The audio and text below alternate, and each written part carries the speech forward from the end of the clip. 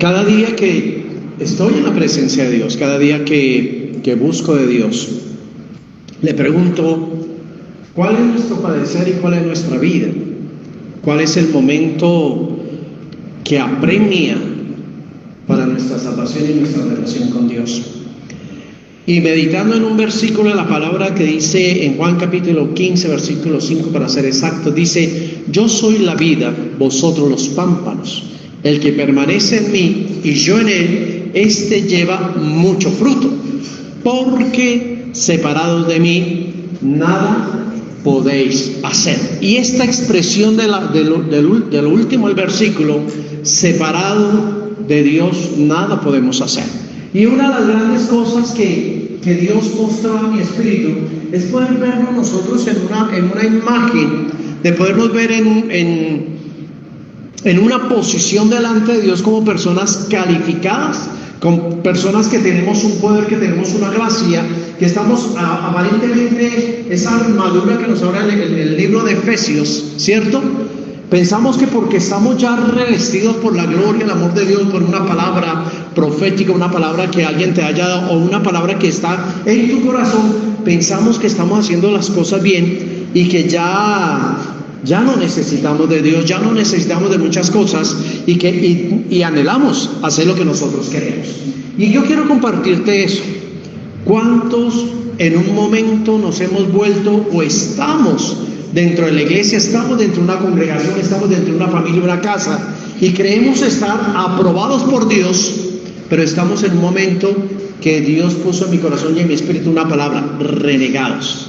¿Y qué es estar renegado delante de Dios? Sabiendo que acabamos de leer que la Biblia dice que Jesucristo nos dejó escrito que sin Él nada podíamos hacer. No es una religión, no es la iglesia, no es el templo, no es el lugar donde tú estás. Es como tú te presentas y como te sientes delante de Dios. Porque Él te está hablando y me está hablando a mí.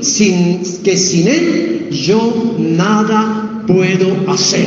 Y yo veo, y me empecé a mirar sobre esto, y me encontré varios personajes en la palabra de nuestro Dios que nos enseñan que en un momento fueron renegados. En un momento de su fe claudicaron, en un momento de su fe renegaron, en un momento de su fe dudaron, dejaron de creer, pero a través de la lucha, a través de su convicción de quién es Dios, volvieron a restaurar el sueño de Dios sobre sus vidas. Y hay algo que en estos días, ayer creo que hablaba con mi esposa y con mi hija, es que nosotros pensamos que Dios se está ajustando a mis planes, que Dios se ajusta a mi corazón, que Dios se ajusta a mis emociones, pero nos olvidamos que yo tengo que ajustarme al plan y al sueño de Dios sobre mi vida. ¿Cuántos creen que Dios tiene un plan para tu vida? ¿Cuántos creemos que Dios tiene un plan sobrenatural para nuestras vidas? Pero creo que en la palabra renegado abortamos o le damos la espalda a lo que Dios quiere sobre la humanidad. Y cada día la gente renegada al sacrificio de la cruz del Calvario, renegada a oír la palabra de Dios, renegada a estar en la presencia de nuestro Dios. Y en esto me enseña algo. Yo creo que luchar con nuestra fe no es un signo de debilidad. El luchar con la fe no es un signo de que soy pobre delante de Dios. Simplemente me enseña que hay una evidencia de que soy humano. ¿Cuántos son humanos en esta hora? Y en medio de nuestra humanidad peleamos con Dios. ¿Por qué no me amas? ¿Por qué no me escuchas? ¿Por qué no respondes? ¿Por qué no tengo dinero? ¿Por qué no dormí? ¿Por qué no estoy de pronto estar en una iglesia encerrado entre cuatro paredes? ¿Por qué no estoy en una playa? ¿Por qué no estoy en el río? ¿Por qué no estoy en una piscina? ¿Por qué no estoy en un avión conociendo Europa o viajando con diferentes situaciones? Pero creo que en el momento que nosotros aprendamos a vivir bajo el sueño de Dios, bajo lo que Dios ha declarado sobre nuestras vidas, podremos conquistar esos sueños. Estar en una playa, estar en un río, estar en una piscina, estar viajando, pero con una convicción de antes de ir a la playa, de antes de ir al río, de antes ir a deleitar nuestra carne, buscar por sobre todas las cosas la presencia, el amor y el poder y la gracia de nuestro Dios. Porque yo creo que la gente hoy día anhela tanto de Dios, pero se olvida que sin Él nada podemos hacer. Porque es que en la playa, en la piscina, en todos los lugares que anhelamos nosotros, en cualquier momento podemos tropezar, en cualquier momento podemos caer, en cualquier momento tú y yo vamos a ser desafiados en nuestra fe. Y todos los días, hoy día, en este tiempo, todos somos desafiados en nuestra fe. Nuestras relaciones familiares, nuestras relaciones interpersonales, en nuestro trabajo, en la calle, todos los días somos desafiados en la fe. O no me digas que cuando tú ves 3, 4 jóvenes de los habitantes de la calle que vienen como una cara malosa, ¿tú qué dices? Me van a atracar, me dan esto. Y es el momento donde creemos en el poder de la palabra, que Dios dice que Él guarda nuestro salir y nuestro entrar, donde dice que el ángel de Jehová acampa alrededor, ¿cierto?, de los que le temen y los defiende. Ahí es donde nuestra fe es desafiada. Por eso yo quiero que miremos varios hombres que están en la palabra de nuestro Dios, varios personajes que me enseñan que en un momento de su vida estuvieron desafiados. Pero antes de eso, mira lo que dice Lucas capítulo 6 versículo 46. ¿Qué dice? Léalo conmigo. ¿Por qué me llamáis Señor, Señor, y no hacéis lo que yo ¿qué? Digo? Eso está en todas las Biblias, en la versión que tú quieras leer. Y en Santiago capítulo 4 versículo 10 dice: pero ahora os jactáis en vuestras soberbias. Toda jactancia es semejante es mala. Al que sabe hacer lo bueno y no lo hace, le es pecado. Dos versículos que hablan fuertemente a tu vida. El número 1, que es el que más me marca a mí: ¿por qué me llamáis Señor, Señor, y no hacéis lo que yo digo? ¿Cuánta gente profesa, confiesa o declara su fe delante de Dios, su amor por Dios, su entrega, su pasión hacia Dios? Pero el mismo Jesús está diciendo: y no hacéis lo que yo os digo.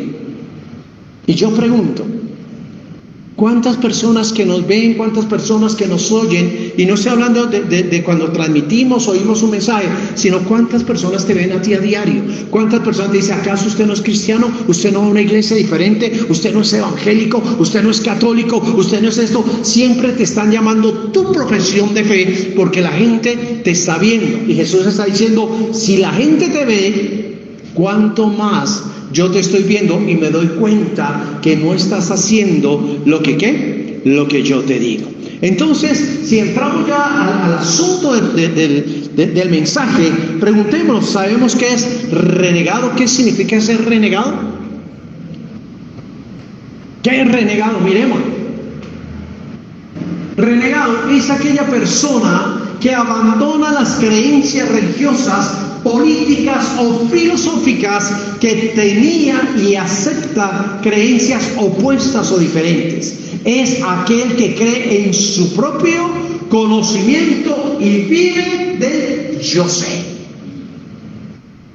Lo más ofensivo para un maestro, lo más ofensivo para alguien que quiere enseñar, cuando tú o aconsejar a alguien, por ejemplo un padre cuando habla con el hijo, lo más duro, lo más cruel es que le digan: yo sé, te vas a caer, yo sé, te va a ir mal, yo sé, eso no está bien, yo sé. Esa palabra yo sé me está colocando en una posición, o te coloca en una posición de renegado, que te lleva a abandonar lo que te han enseñado y lo que has creído durante toda tu vida.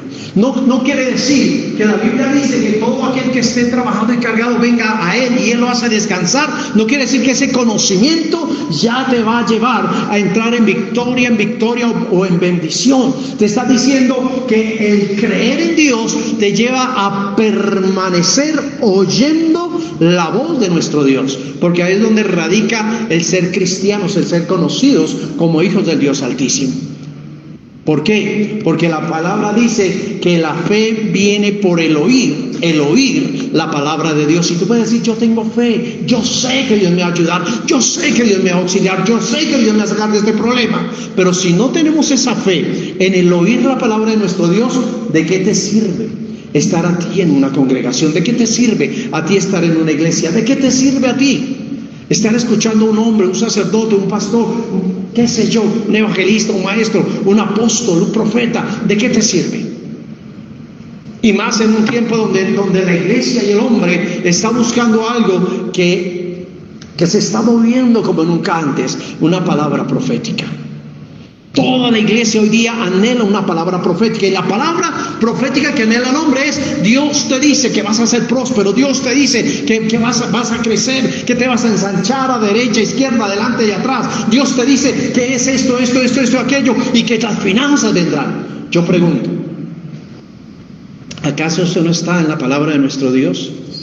¿Acaso Dios no dice: estás trabajado y cargado, ven a mí y yo te haré descansar? Me está diciendo que si hay problema económico, yo vengo ante Dios, Dios quitará la aflicción económica y cambiará la pobreza por riqueza, la falta de sabiduría por sabiduría, la enfermedad por sanidad. Dios ya lo ha dicho y lo ha declarado, y está escrito en la palabra. Porque a eso vino Jesús a una cruz de Calvario, a quebrantar principados, potestades, huestes satánicas, y a establecer el sueño de Dios sobre tu vida. Y yo pregunto, ¿cómo estás tú? ¿Cuántas veces abandonas a Dios en un día? ¿Cuántas veces te olvidas del consejo, de lo que tú crees, de lo que la religión o el hombre ha querido establecer en tu corazón y en tu vida? ¿Cuántas veces los has abandonado? No fornicar, no adulterar, no estar en chismes, en contiendas, en enemistades, y nosotros somos dados a caminar hacia ese lugar.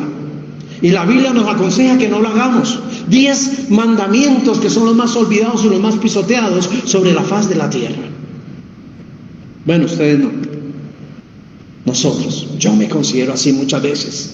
Me aparto cada día, y hay momentos, ¿saben qué? Y hay momentos que yo me vuelvo renegado cuando mi estatus emocional cambia de tranquilo a irascible.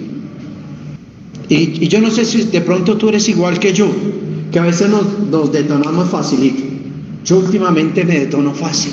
Últimamente cualquier cosa, wow, como que yo ya quiero reaccionar, y no sé si me siento cansado, no sé si ya estoy como decimos, como hasta la cabeza de tanta cosa, de tanta mentira, que ya uno como que no aguanta y uno ya reacciona, no estoy de acuerdo, y pone uno una posición. ¿Cuántas veces Dios ha querido colocar una posición sobre tu cabeza? ¿Cuántas veces Dios nos ha hablado que somos hijos suyos, que somos creación suya, que somos la cabeza sobre la faz de la tierra, que somos la luz, que somos lo más lindo, lo más precioso, lo más maravilloso que hay sobre el planeta Tierra? Tú puedes mirar a la persona que está, tú le puedes decirle: tú eres lo más lindo que hay sobre la faz de la tierra. Pero el problema es que tú estás en un estado renegado, en un estado apartado, separado ¿de quién? De nuestro Dios. Vamos a ver algo. Mira esta diapositiva que sí. ¿Qué dice ahí? Vamos a revisar varias cosas en la palabra. Y es que hay personajes que en un momento fueron renegados, que lucharon con su fe y ganaron. ¿Tú crees que solamente tú y yo vivimos problemas? Solamente tú y yo estamos en momentos donde nos cuestionan. Mire, suceden cosas que desafían tu fe. ¿Cuántas veces nosotros hemos sido desafiados a creer en la real palabra de nuestro Dios? Cuando tenemos a alguien en un lecho de muerte, en una clínica, en un hospital, en nuestra casa, y ahí somos desafiados a activar nuestra fe.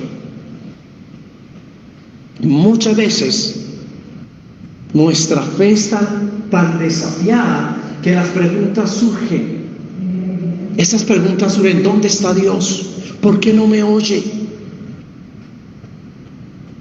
¿Cuántos han tenido familiares en el lecho de muerte?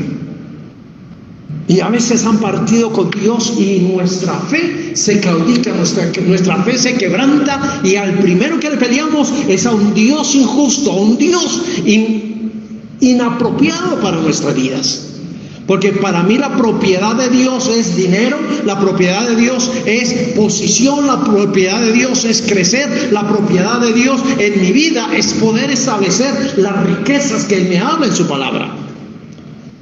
Pero cuando tú y yo somos desafiados, y cuando Dios no responde, y tú luchas con tu fe, Porque es que hay dos clases de fe, mi amado. Hay una fe donde me enseña que habrá momentos, habrá lugares donde Dios le va a placer, lo va a hacer y lo va a querer de llevarse un familiar de pronto con él.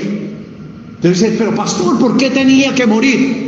Cuando tú conoces, cuando tú sabes la fe, cuando tú has leído la palabra, cuando tú has entrado en el corazón de Dios, sabes que cuando es el tiempo de Dios para tu vida, Dios va a llamar por ti. Terrible sería para cada uno de nosotros en nuestra fe saber que un familiar pereció y no tuvo momento de arrepentimiento, que pereció en medio de un momento de drogadicción, pereció en un momento de un accidente, pereció en un momento de un atraco, pereció en un momento donde no tuvo la oportunidad de decir: Padre, perdóname. Pero nuestra fe, cuando sabemos que la persona ha sido encontrada, ha sido hallada por la misericordia y el amor de Dios, es totalmente diferente. Por eso no te sorprendas cuando tu fe sea desafiada a un combate de lucha libre. La palabra de Dios nos dice que el reino de los cielos sufre violencia y los violentos la arrebatan. Y aquí es cuando yo te puedo decir: no te sorprendas. No te sorprendas por cuando tu fe sea desafiada a un combate de lucha libre. Todos los días tú te levantas. Yo lo digo como padre, como papá. Todos los días yo me levanto con un desafío, y es el poder permanecer en mi fe y creer en Dios, que Dios es mi provisión para proveer a mi casa. Ahí comienza nuestra fe más pequeña. Cuando yo empecé a ver a mis hijas a crecer y empecé a ver que cada día se multiplicaban los gastos. Ya no eran las nenas que había que comprarle pañales, que no había que darles un tetero, sino ya había que alimento, había que comprarle útiles escolares, y cada día iba aumentando. Cada día iba aumentando los gastos, pero cada día iba aumentando mi fe, mi seguridad y la certeza que el Dios que envió al vientre de mi esposa a una niña, ese Dios iba a proveer y nunca ha dejado de ser provisión. Dime si es así o no es así. Por eso, mi amado, no te sorprendas. La Biblia nos dice que luchemos la buena batalla de la fe. ¿Cuál es tu batalla en esta mañana? Pregúntale al que tienes a tu lado. De pronto él te ha contado algo: estoy cansado, me siento afligido, me siento afligida, no quiero, siento renunciar, siento que Dios no me ama, no sé por qué Dios no me oye, yo quiero hacer eso. Ese es un grado de lucha de fe. ¿Tú lo has tenido? Todos lo tenemos. Y aquí vamos a entrar a algo bueno. Aquí hay unos de muchos personajes bíblicos que lucharon con su fe y ganaron. Y yo quiero que los veamos a través de la Biblia, porque por algo Dios los dejó escrito en la palabra de nuestro Dios. Por algo está ese bello libro que tú y yo conocemos como la Biblia, porque para mí es nuestra bitácora, es nuestro horizonte, es nuestra luz de poder ver que en Dios y a través de Dios podemos hacer muchas cosas. Y el primero que yo quiero ver, y sentía mi espíritu, y quiero avanzar rápido porque son muchos los que saqué, o los que Dios me dio. Uno, Juan el Bautista. ¿Quién era Juan el Bautista?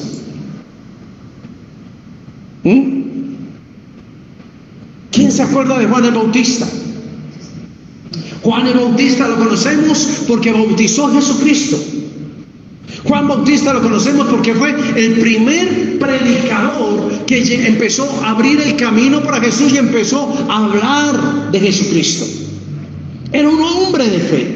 Era un hombre que de pronto en este tiempo no se ajusta al sueño de un predicador. Y cuando te habla del sueño de un predicador, es el estar, perdóname la expresión, en grandes templos, en grandes congregaciones, en un estadio, qué sé yo. No se ajusta. Juan el Bautista, la palabra lo declara, que él vestía con pieles de camello, que él comía langostas, miel, comía del campo. Era un hombre que mantenía prácticamente, como dice la Biblia, a la intemperie. ¿Sí o no? Juan el Bautista comienza diciendo algo: miren el Cordero de Dios, el que quita el pecado del mundo. Y he visto y testificó que este es el elegido de Dios. Es tan impresionante y es tan bueno y tan amoroso el conocer a Juan el Bautista, que cuando Jesús viene a él, a mí me maravilla cuando Jesús viene ante él. Miren la fe de Juan. Juan le dice: Señor, tú vienes a mí para que yo te bautice, pero el que necesita de ti soy yo. ¿Cuántas veces tú y yo le decimos eso a Dios? Nosotros necesitamos de Dios, día a día necesitamos de su gracia, de su amor, de su misericordia, de su verdad. Día a día necesitamos de su poder sobre nuestras vidas. ¿Quién no necesita a Dios? Si tú no necesitas a Dios, estás en el lugar equivocado. Todo el mundo necesita a Dios. Y Juan el Bautista llega un momento en que se encuentra en una cárcel. Y en ese momento, si usted lee la historia de Juan el Bautista, allí en ese lugar cuestiona si Jesús es realmente el Mesías. ¿Se acuerdan de la historia de Juan el Bautista? Allí él se cuestiona y envía a sus discípulos a preguntarle a Jesús si él era el que él estaba pregonando, si él era al cual él estaba hablando. ¿Cuántas veces tú y yo a veces nos cuestionamos si es la iglesia donde yo estoy, si es la iglesia verdadera? Y yo quiero decirte algo, aquí no tanto es la iglesia donde tú te congregas. Aquí es saber cómo tú estás parado y posicionado delante de Dios. Porque el título de un templo, el lugar de un templo, no te salva. Te salva en la convicción y la posición de cómo tú estás delante de nuestro Dios. Jesús responde con evidencia a Juan el Bautista. ¿Sabes para qué? Para retener su profesión de fe. ¿A cuánto les ha pasado lo mismo, que pregonamos la palabra, creemos la palabra, hablamos la palabra, confiamos mucho en la palabra? Pero en momentos cuando la gente a los que tú les has hablado te pregunta: ¿usted no es cristiano? ¿Usted no es evangélico? ¿Usted no ora? ¿Usted no ayuna? ¿Por qué? ¿Por qué está viviendo eso? ¿Usted por qué está así? Y ahí tú eres quebrantado. Pero llega el momento que la Biblia dice que cuando tú y yo reconocemos, cuando tú y yo creemos, Dios se basta de su gracia, de su amor y su poder, y va a cambiar, y va a hacer una transición en nuestras vidas. Veamos otro hombre de Dios. Simón Pedro. ¿Sabías quién es Simón Pedro? ¿Cómo lo conocemos en la palabra? ¿Quién es Pedro? Pedro era conocido como piedra, como algo duro, un hombre recio, fuerte. Pero Jesús le dijo a Pedro: sobre ti edificaré mi iglesia.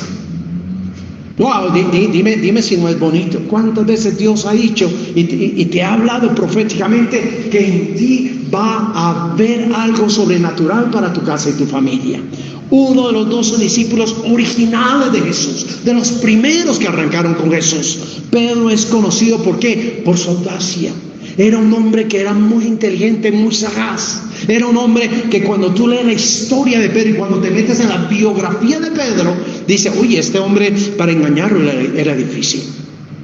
Pero también Pedro se da cuenta que cuando Jesús es arrestado, que cuando Jesús es llevado, ¿cierto?, es capturado, ¿te acuerdas qué hizo Pedro? Claudicó en su fe y empieza a pelear con lo que él cree, empieza a pelear con lo que él confía, y es que su espada, y empieza a luchar con su fuerza, empieza a luchar con su naturaleza, empieza a luchar con lo que yo creo. Y no voy a permitir que me quiten a mi líder, no voy a permitir que maten a mi líder. Y Pedro estuvo dispuesto a decapitar, estuvo dispuesto a matar por su Jesús, porque se quitaba su figura visible. Tuvo miedo. Pedro tuvo miedo. ¿Cuántas veces tú has tenido miedo? ¿Cuántas veces tú y yo, en medio de lo que Dios nos ha hablado, queremos luchar con nuestras fuerzas? No me dejo quitar, no me dejo robar, no me dejo dañar, no me dejo agredir.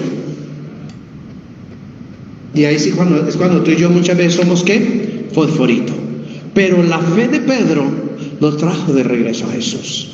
Pedro, cuando claudica en su fe, cuando Jesús le dijo: antes de que cante el gallo, 2 veces me habrás negado, 3 veces. Y lo hemos hablado aquí en el altar. Yo me imagino a Pedro blasfemando, a Pedro gritando, a Pedro siendo un vocero de Dios, usando su boca con otra fuente que no era bendición. Tú eres de ellos, caminas como ellos, vistes como ellos, te expresas como ellos, tú eres de ellos. Y él en 3 ocasiones habló diferente, hasta que cantó el gallo. Pero Pedro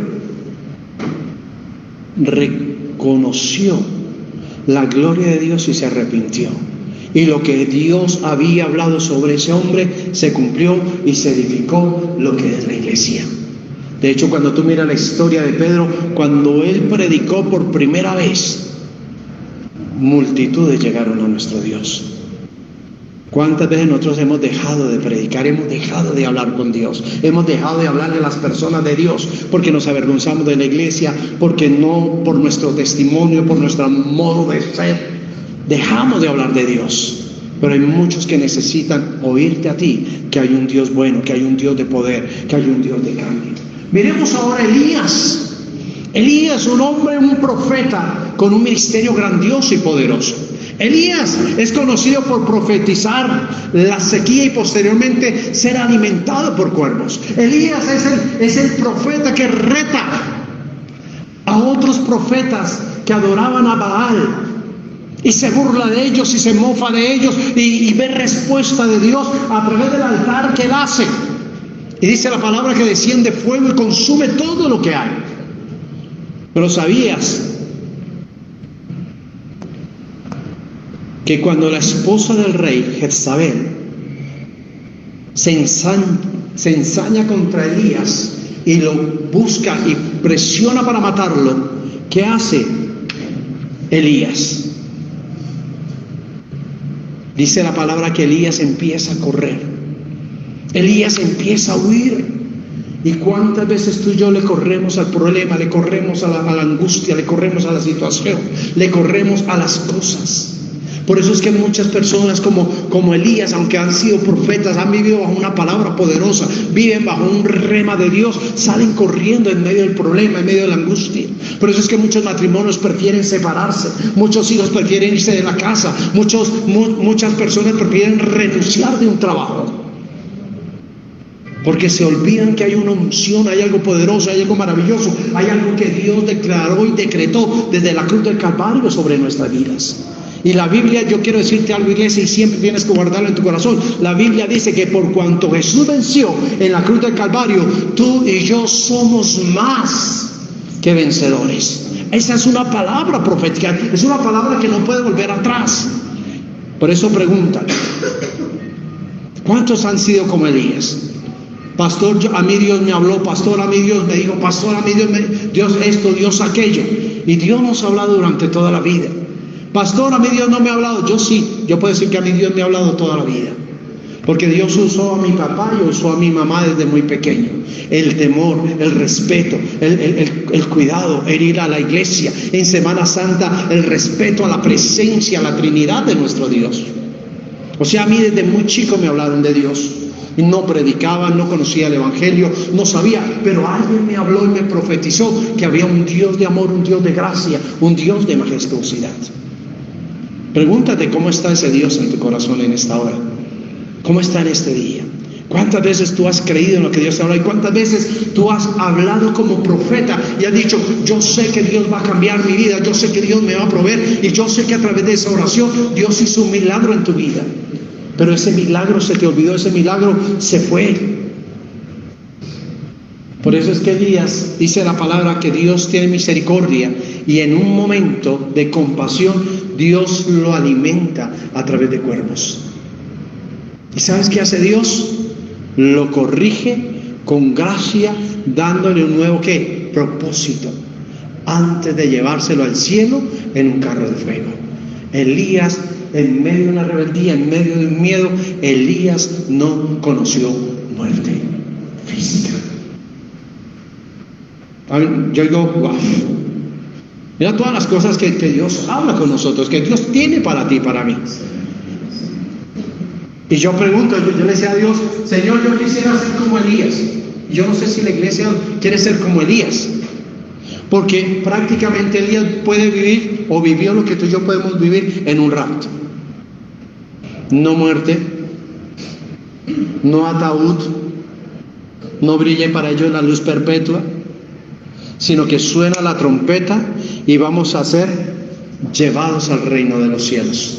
Yo no sé cuántos anhelan ser como Elías, poder vivir bajo la palabra profética, no dudar, no ser renegado de lo que Dios me habló. Pero podemos vivir ese episodio, porque por eso está escrito: habrá muchos que tocarán y entrarán por la puerta que yo la llamo ataúd, para ir a la presencia de Dios, a tiempo, fuera de tiempo, según nosotros. Pero en Dios es preciso. Pero llegaremos al momento en que Dios permita que muchos seamos como Elías y seamos llevados en un abrir y cerrar de ojos, y este cuerpo corrupto pase a un cuerpo incorruptible y lleguemos a adorar a nuestro Dios. ¿Cuántos quieren eso? Otro hombre. ¿Qué otro hombre? Tomás. ¿Quién era Tomás? Ser un discípulo de Jesús no lo convirtió automáticamente en un gigante de la fe. ¿O sí? Tomás fue conocido como Tomás el dudoso. Y está escrito que cuando Jesús viene en cuerpo glorificado, es el primero que le dice: si tú eres quien dice ser, permite que yo meta mi mano en la herida, en tu costado, para yo decir si eres el Hijo de Dios. Y de ahí es conocido como Tomás el que duda, Tomás el incrédulo. Pero yo a veces he sido como abogado de Tomás, y me atrevo a creer en mi espíritu que Tomás aprendió a oír en su corazón y en su espíritu la palabra de su maestro. Porque Jesús les había hablado a los discípulos, dijo: vendrán muchos en mi nombre y a muchos engañarán, aún a mis escogidos. Y Tomás, tú eres escogido. Y yo creo que Tomás vino a la presencia del Espíritu y dijo: a mí mi maestro me enseñó que muchos iban a ser engañados. ¿Quién no dice que este puede ser un engañador? Y eso es algo que a ti y a mí, a través de ser renegado, de ser: es que yo soy hijo de Dios, yo soy grande, yo me la sé toda, a mí Dios me habla, la alabanza, yo oro, yo esto. No queremos ver a veces. No queremos decir: Señor, ¿es real? ¿Viene de parte tuya? Señor, ¿esto es de parte para mí? Señor, ¿esto me conviene? ¿Cuántos no somos como Tomás? Ay, bendito sea Dios, esta es la respuesta que yo quería, esto era lo que yo anhelaba. Y más cuando es económicamente lo que recibimos. ¿Tú crees que todo proviene de Dios? No. Hay cosas que vienen del enemigo. Y una palabra que a mí me acuerda de Tomás muchísimo es aquella palabra cuando alguien dice: Señor, en tu nombre echamos fuera demonios. Jesús, que les dice: apartados de mí, hacedores de maldad, no los conozco. Pero Señor, hicimos milagros, señales, prodigios, no los conozco. Si Jesús está hablando y declarando eso, yo pregunto: ¿tú conoces todo aquel que se acerca a ti diciendo que es hijo de Dios? Amén, pastor, porque es que tenía una unción, es que hablaba tan bonito, pastor, es que se le veía la gloria de Dios sobre su cara. A Jesús nos engaña. Y a ti, cuando dejas de ser renegado, y cuando te acuerdas que la palabra dice que sin Él nada podemos hacer, y que Jesús dijo que enviaría a alguien más poderoso que Él, que es el Espíritu Santo, que nos da convicción de quién es bueno, de quién es malo, de quién es engañador, tú y yo no vamos a ser engañados. Pero en el momento de renegado, que yo soy grande, que yo soy espiritual y que yo creo en lo que Dios me habló, como anhelamos tantas cosas, recibimos de lo que no viene de Dios. Dígame que a mí.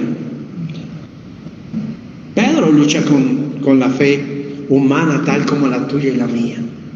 Tal como pronto Tomás fue etiquetado, porque nosotros dudamos muchas veces. Tú y yo estamos etiquetados. Este es duro para creer. Y a veces yo pienso que la iglesia está etiquetada como Tomás. Cuando le hablan la verdad no creen, y cuando le hablan mentira, amén, gloria a Dios, esto es de Dios. Tomás no fue, ¿saben que Tomás no fue el único que luchó con esa fe? no fue el único que luchó con su incredulidad. Porque también cuando Marta y María van a decirle, la tumba está vacía, los otros discípulos dicen, ¿cómo así que está vacía? Jesús ya no está allí. No solamente Tomás dudó. Y eso usted lo puede ver allá en el Evangelio de Lucas capítulo 24, versículos 10 y 11, cuando dicen, la tumba está vacía. Otros discípulos con Tomás dijeron, no puede ser. Por eso, mi amado, es importante señalar para ti y para mí, es importante señalar que la gracia de Dios es para aquellos que le creen, para aquellos que fundamentan su vida y a diario se meten con la expresión de la palabra de nuestro Dios. Mira tantos hombres que están en la Biblia, y a veces pensamos y nos dejamos cuestionar por el enemigo, que somos faltos de fe, que somos inhumanos con Dios, que somos alejados de Dios, que somos una basura. Y no, todo mundo podemos en un momento estar en la fe, y en un momento podemos tropezar, en un momento podemos flaquear, en un momento podemos dudar, en un momento podemos ser renegados, pero en un momento podemos restaurar el amor, la misericordia y la gracia, el favor de Dios sobre nuestras vidas. Tú y yo no tenemos por renegados, no tenemos porque estamos iracundos con Dios, porque no oyó una oración de petición. Y yo quiero ser aquí como poner un paréntesis como esta pantalla. Tu oración diaria solamente es dame, o tu oración diaria es Señor, te quiero conocer.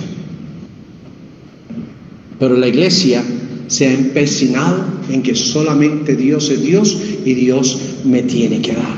Veamos otros personajes. Gedeón. ¿Quién era Gedeón? Gedeón, la Biblia nos enseña que Israel estaba en problemas cuando Dios se acercó a Gedeón, declarando que él era el poderoso guerrero y lo llamó a salvar a su pueblo. Ese era Gedeón, un hombre que Dios le pone toda la facultad para pelear y para guerrear por su nación. Yo pregunto, y por eso sacamos todos estos nombres: Gedeón eres tú, Gedeón soy yo, Gedeón eres tú, porque Dios dijo, recibiréis poder cuando haya venido sobre ti el Espíritu Santo, y me seréis testigo, me seréis testiga, aquí en Bogotá, en Colombia, en Cundinamarca, hasta lo último de la tierra, Suramérica, Norteamérica, Centroamérica, Europa, donde quiera que tú estás, vas a ser un Gedeón. Tú eres llamado a conquistar. Mi pregunta: ¿cuánto dinero has conquistado en una semana? ¿Y cuántas personas has conquistado al mismo tiempo? ¿Tú crees que Dios no nos va a demandar eso? Esto fue fuerte para mí. Gedeón llamado a conquistar. Tú y yo somos llamados a conquistar. Y por eso lo hablamos hace 8 días. ¿Qué pasa cuando Dios pregunte por tu familia? Cuando pregunte por tu mamá, por tu papá, por tus hermanos, por tus hijos, por tus parientes. ¿Le hablaste de Dios? ¿O tú para ellos eres el evangélico, el protestante, el cristiano, aquel que no lo tolera a nadie, porque se cree que es el único que es salvo y es el único que tiene la verdad? Si yo soy salvo y tengo la verdad, debo de moverme en misericordia hacia los que me rodean. Pero no te preocupes, Gedeón se resistió a las palabras de Dios y también lucha con su fe. Pero ¿sabías que Dios escucha las peticiones? Yo traigo todo eso para que me gustaría que te pellizques por dentro y digas, ¿por qué el pastor habla de Gedeón? Yo quiero mirar la historia de Gedeón. La petición de gracia de Gedeón fue contestada abundantemente y se cumplió la misión que Dios había puesto a Gedeón. Significa, mi amado, que estamos en un momento donde tú y yo tenemos que creer a lo que Dios nos ha hablado. Pero nosotros no podemos creer en Dios según lo que tenemos en nuestra billetera, en nuestras cuentas bancarias y en nuestra salud. Porque si volvemos a Juan el Bautista, a él no le importaba lo que tenía, le importaba ser el vocero de que hay un Dios de paz, un Dios de bendición y que hay un Mesías de salvación. Tú no puedes seguir hablando, mi amado, es que desde que yo voy a la iglesia Dios cambió mi vida. Tengo carro, tengo casa, porque la Biblia dice, ¿de qué te sirve a ti ganar el dinero entero, el mundo entero, si pierdes tu alma, si pierdes tu salvación? Y esto es fuerte. Vamos rápido a otro, Moisés. ¿Quién era Moisés? Una de las figuras para mí más prominentes en la Biblia. Sufrió muchos combates en su lucha, en su fe, Luchó por creer y poder liberar a un pueblo, ¿cierto? Y sacarlo de Egipto, de la esclavitud. Y este hombre, Moisés, emocionalmente lo vemos como tú y como yo, cuando estuvo ante la presencia de Dios recibiendo las tablas de la ley. El pueblo de Dios estaba rebelde, el pueblo de Dios estaba distorsionando su verdad y su creer delante de Dios. Y cuando va con las tablas de la ley escritas por la mano de Dios, esculpidas por la mano de Dios, ¿qué hace en un momento iracundo? La rompe y mata. ¿Se acuerdan? ¿Y cuántas veces tú y yo como Moisés, comisionados a nuestra familia, comisionados a salvar, cuando vemos que alguien hace algo malo de mi familia, rompemos la palabra, rompemos la ley, rompemos la misericordia, decimos, ¿sabe qué? Que se mueran y se vayan para el infierno, que sufran, eso es lo que necesitan. Mi amado, ¿y tu rebeldía y mi rebeldía no nos lleva también a la misma condición? Por eso la Biblia dice, no juzguéis para que no seas juzgado. ¿Sí o no? Pero cuando Dios lo llamó para volver de donde había oído, luchó con su fe, con preguntas como hizo Moisés, preguntas como esta: ¿y si no me creen o no me escuchan? ¿Se acuerdan? ¿Cierto? Señor, es que yo soy tardo para hablar, tengo un problema, se van a burlar, se van a morfar de mí. Dios le dice, no temas, yo te pondré a Aarón, te pondré una persona que hable por ti, yo pondré elocuencia en Aarón, pero la gracia, la autoridad y el poder están en ti, Moisés. Mira que está a tu lado, la gracia, el favor, la autoridad, el amor y el poder de Dios están en ti. Pero habrá personas que cuando tú no puedes hablar porque estás iracundo, quieren matar y comer del muerto, Dios pondrá a tu Aarón para que envíe la palabra y tú y yo no dañemos lo que Dios ha puesto en nuestro carácter espiritual. ¿Me hago entender? ¿Cuántas veces nosotros renegamos y peleamos con la gente? Son tercos. ¿Y yo? Porque es que es fácil mirar de aquí para allá y criticar de aquí para allá. Pero ¿cuántas veces yo he sido terco? ¿Cuántas veces yo he sido necio? Por algo no estoy con el problema de mi hombre.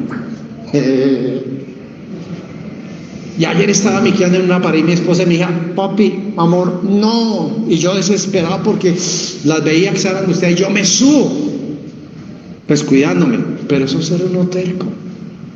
Como dice mi padre, buscándole mal a algo que no hay, que no tiene necesidad.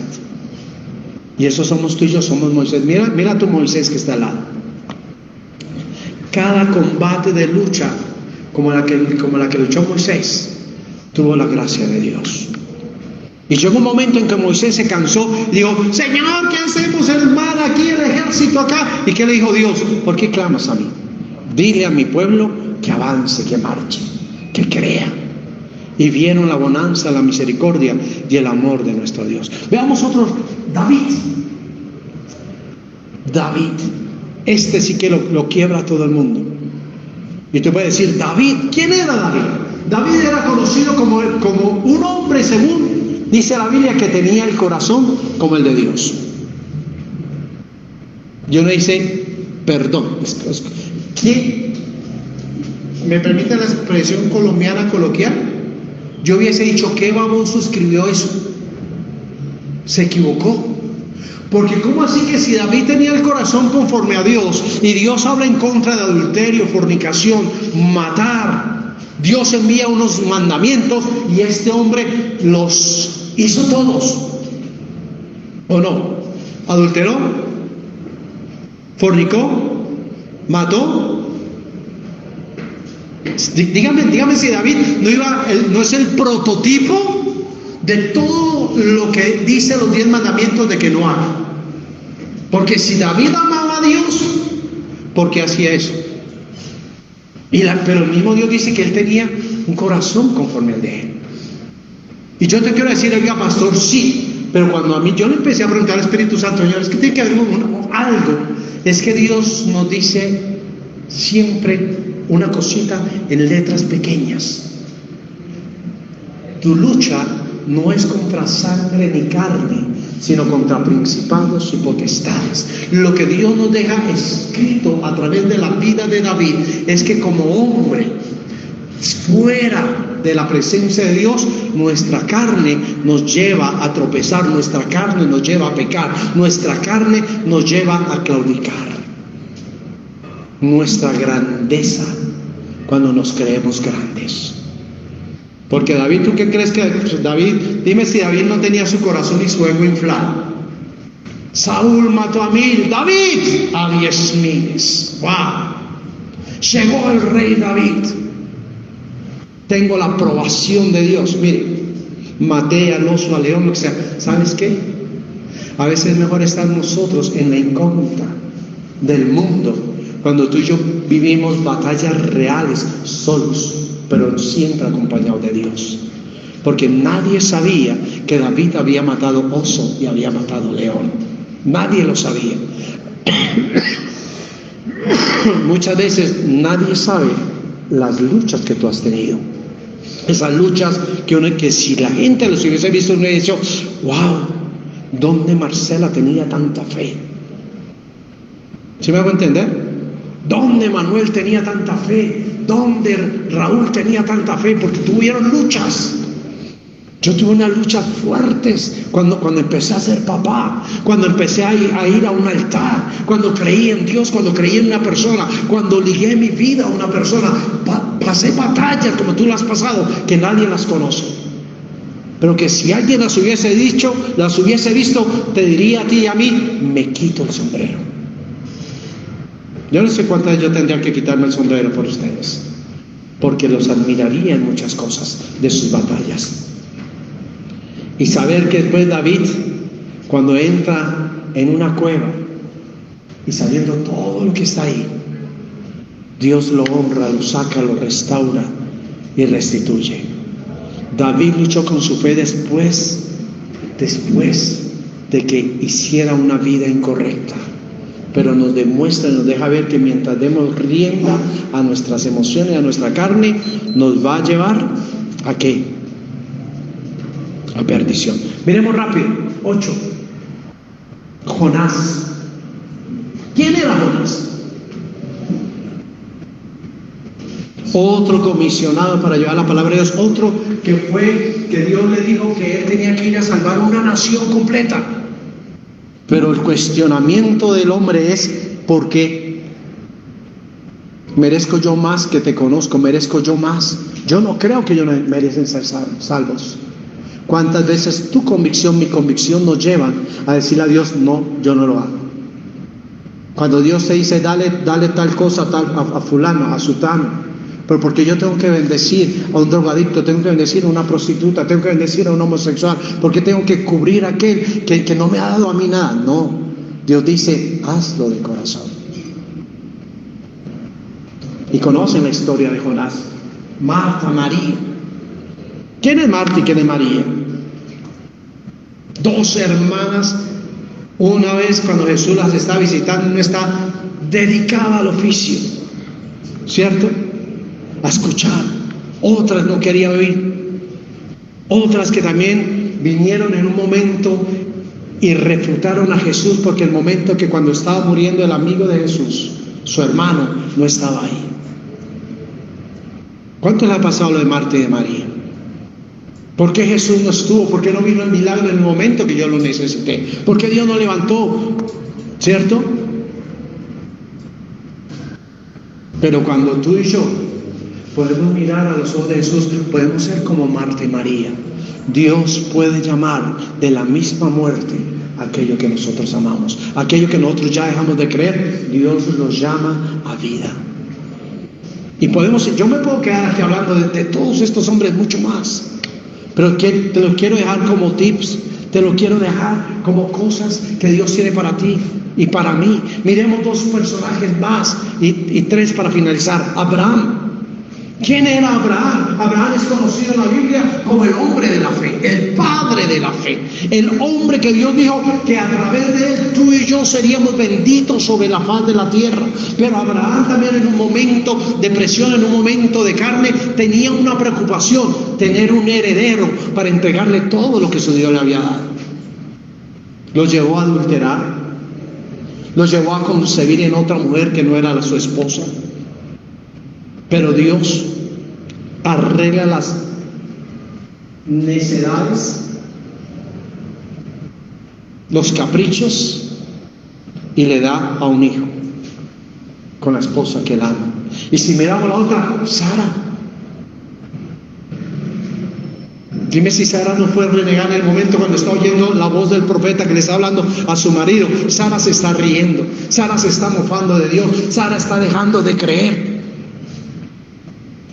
¿Cuántas veces a ti Dios ha puesto o me ha puesto a mí para hablarte de algo y tú te ríes? Yo ya no creo en eso, pastor. Yo ya dejé de creer. Yo ya no creo en un embarazo. Yo ya no creo en un cambio de mi situación económica. Yo ya no creo en mi salud. Yo ya no creo en esto porque yo he orado y Dios no hace algo. Ha pasado el tiempo. Para Sara había pasado el tiempo. Para Sara había perdido toda la oportunidad de ser mamá. Pero mientras tú no pierdas la gracia, el favor y la grandeza de Dios sobre tu vida, siempre habrá tiempo en Dios para tu milagro. No importa el tiempo, mi amado. Si es así o no es así. Y para mí Abraham y Sara son el mayor ejemplo, que incluso tú y yo seguimos luchando por nuestras bendiciones. Todos los días yo lucho, todos los días lucho con lo que yo veo, con lo que yo siento.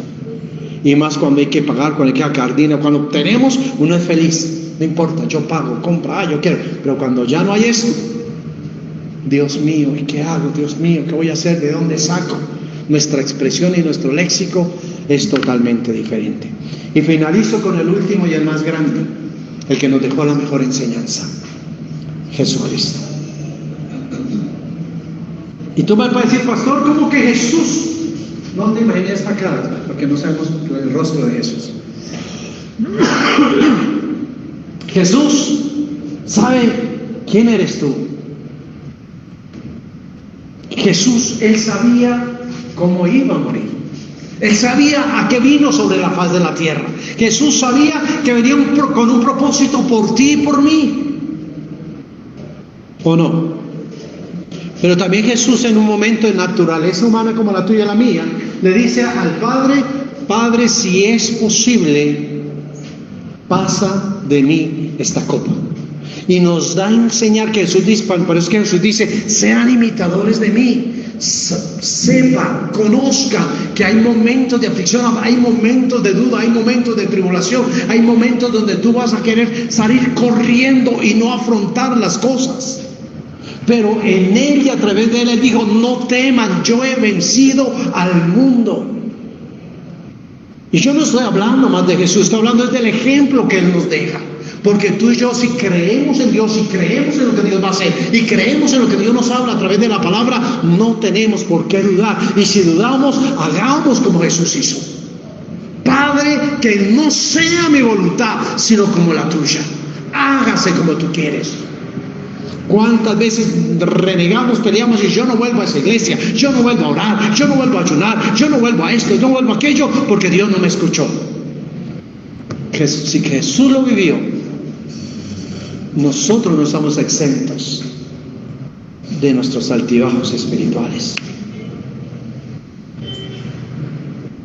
Por eso Jesús dijo: cuando hayas levantado al Hijo del Hombre, entonces sabrás que yo soy Él, el que no hago nada por mi cuenta, sino que solo hablo lo que el Padre me ha enseñado. No creas. ¿Tú sabías donde Jesús hubiese claudicado en ir a la cruz del Calvario? ¿Dónde estaríamos nosotros? ¿dónde estaría la humanidad en este tiempo? Pero en el huerto de Getsemaní sintió su humanidad lo más bajo y lo más terrible. Fue tan cruel la lucha de Jesús que la palabra lo declara y lo hemos leído muchas veces. Dice que su sudor eran como gotas de sangre. Había una angustia. Mi amado, dígame, yo no sé cuántos han ido al quirófano. Y por más fe que tengamos, pero cuando tú estás con una batica encima, cuando a ti te hacen cambio de camilla y te ponen sobre la mesa de cirugía, y cuando te empiezan a poner anestesia y te dicen, cuando se sienta mareado, cuando se sienta aquí, comuníqueme, y que tú sabes que ya como que haces fuerza para no dormir, hay un temor. Yo lo he vivido, y no una vez, pero siempre digo, Señor, como dijo tu Hijo Jesucristo, en tus manos encomiendo mi espíritu, y me duermo tranquilo. Bueno, eso creo. Porque cierto, a uno le da temor, o a quien no le da miedo ir al odontólogo. El solo hecho de la fresa, de sentir que le dan a tocar el nervio, ya uno entra como así tensionado, parece un robot. Tranquilo, relájese, no le da dolero, ya la medicina se ha sofisticado, ya no es que le meten el chuzón, como que le empiezan a meter un chuzón en las encías. Yo lo quisiera como, ya estoy cuando uno está ya bien dormido, ¿le duele? Sí, un poquito. Bueno, y empiezan a trabajar. ¿Te ha pasado? A mí me ha pasado. ¿Que me está doliendo? Pero otro poquito de anestesia. Y siguen trabajando. Tenaz. Pero allí Jesús ganó todo por ti y por mí. Lo importante, mi amado, no es quedar en la frase renegado. Lo importante es entrar en la ganancia de Dios para tu vida y para mi vida. ¿Y cómo podemos ganar? Fácil. Es poner nuestra confianza a través de la fe. La fe es el poder, es poner tu confianza en algo o en alguien, así como lo hicieron estos personajes bíblicos. Si tú no pones tu fe, no vas a ver tu victoria. Y aquí, mi amado, la fe es luchar en contra de lo que la gente, la sociedad o el mundo te está demostrando. Porque en este mundo que estamos viviendo es terrible. No es el mundo que yo conocí cuando tenía 11, 12, 9 años. No es el mundo donde yo salía a las 9, 10, 11 de la noche a echar aro, a jugar trompo con mis amigos, a jugar golosa, a jugar yernis, a hacer muchas cosas. Donde mi papá y mi mamá no se preocupaban que me fueran a violar, que me fueran a hacer algo, nada. Se preocupaban era que ya eran tal hora y yo estaba caminando en la calle. Hoy día, cualquier hora del día, uno, ¿dónde están los chinos? ¿Y con quién está? ¿Y con quién se fue? ¿Y quién lo llamó? Mi amado, la fe es poner tu confianza en algo o en alguien, así como lo hicieron estos personajes bíblicos. Cuando tu fe está siendo desafiada, las preguntas te obligan a luchar para mantener tu confianza donde la colocas. O la colocas en Dios o la colocas en el limbo de la inseguridad de lo que Él puede hacer.